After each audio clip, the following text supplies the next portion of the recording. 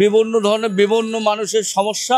এখন জমার টাকা মানুষ উঠাতে পারে না, তারপরে খাওয়ানোর টাকা উঠাতে পারে না, তাদের বৌশল আসে, তো তাদের পরিবার কিভাবে চলবে? এই ব্যবসা বাণিজ্য সব বন্ধ, সব কর্ম বন্ধ হয়, মানুষ ইস্কা ভ্যান নিয়ে ব্যস্ত হয়ে গেছে। টাকা পয়সা মানুষের দিয়ে মনে করেন ধ্বংস।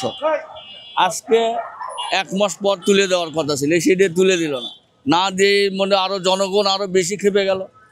যার কাছে টাকা আছে তাই মনে করে যে খালি গাড়ি করে রাস্তায় ছাড়ে দিল, যার জন্য আরো দেশ আরো নিচ দিকে যাচ্ছে, ফলাফল আরো সমস্যা। এই মনে করে মানুষের যদি কামাই না হয় তাদের সংসারটা কিভাবে চলবে? তাদের 400-500 টাকা 1000 টাকা কামাই করে, 400 টাকা 450 টাকা 500 টাকা জমা, 200 টাকা তার খাওয়ান, থাকেও 100 টাকা, এর পকেট খরচ চাপ মান খ্রিস্টের শেষ সময়। যদি চতুর্থী দিনই তো আর 800 টাকা কামাই হয় না, এদিন কম হয়ে যায়, সেদিন মনে করে যে এখন নিজের পকেটের থেকে দেওয়া লাগে। তাহলে সংসারটা কিভাবে চলবে, ওই পরিবারটা কিভাবে চলবে?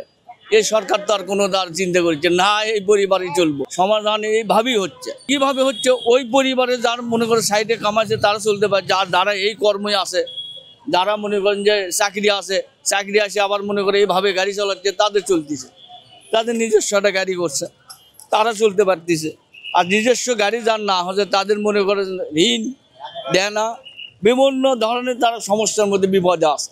আমাদের সরকার যে গণতন্ত্রের দেশ, যেন ভোট হতে হবে, ভোটের হলে পরে মানুষ একটা ছিটে আসবে। আপনি একটা ব্যবসা করলেন, একটা বাণিজ্য করলেন, তার একটা নির্ধারিত নেই, রাস্তা পথে গেলে পরে দাও মারে ওই গাড়িটা কারে নেয়, সে সরকারের কাছে নেয়, যে লোকের কাছে নিয়েছে তার 80,000 টাকা দেওয়া লাগে। 80,000 টাকা যদি দিতে পারে, 1 লক্ষ টাকা তার জরিমানা দেওয়া, তার জীবনে কোনো নিরাপত্তা নেই।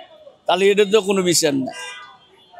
এর সঙ্গে সন্ত্রাসী এত বেশি হয়েছে, সন্ত্রাসী আর কোনো ঠিকানা নেই, রাস্তাঘাটে জম্মানের কোনো সময় নেই। এই ব্যবসা বাণিজ্য সব বন্ধ, সব কর্ম বন্ধ হয়, মানুষ ইস্কা ভ্যান নিয়ে ব্যস্ত হয়ে গেছে। এ দেশে তো কর্ম নাই, ভালোভাবে দেশ চলে না।